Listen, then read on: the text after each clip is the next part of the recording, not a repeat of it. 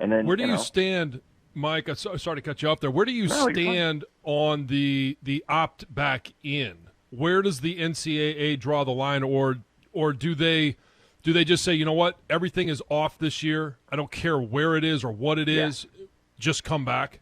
Johnny, the NCAA opted out of being a leader months ago. The NCAA and Mark Emmert are useless, right? So to me, like if Nico Collins, I don't care if he signed with an agent, if he wants back in, let him back in. I think any player, these are unprecedented times. And players made decisions with the information they had.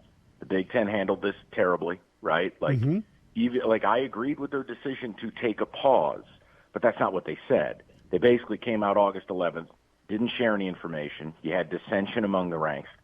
Now, I'm super player forward as far as that goes, John. Players should have every right to make every decision they want to make. This is a circus. So the NCAA can just kiss my ass. They decided they didn't want to be a part of this in March, April, May, June. They did nothing. But I tell you what it does, John, and I don't know how you feel about this. College basketball with Dave Gavitt has a college basketball czar, right?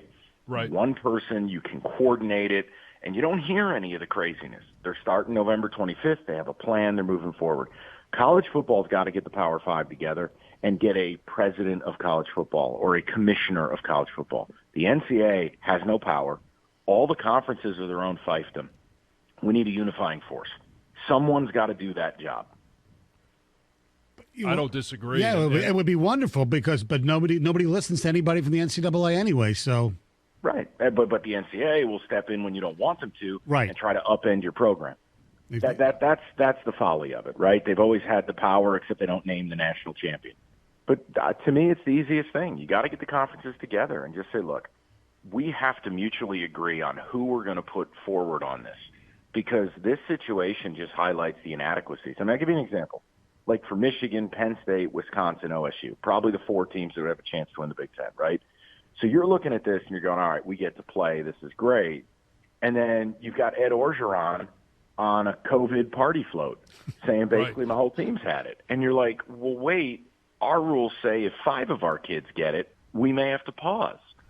That's the type of stuff I don't have patience for. That's why when you ask me, are you excited or you're like, who cares?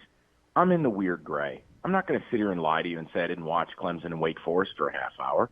But then you get to that point where you're like, what am I even watching? So, like, if I were a Michigan fan or an Ohio State fan, I'd be pissed because my teams are operating at a ridiculous disadvantage. SEC schools can have 30 guys with COVID but not pause? That's insane.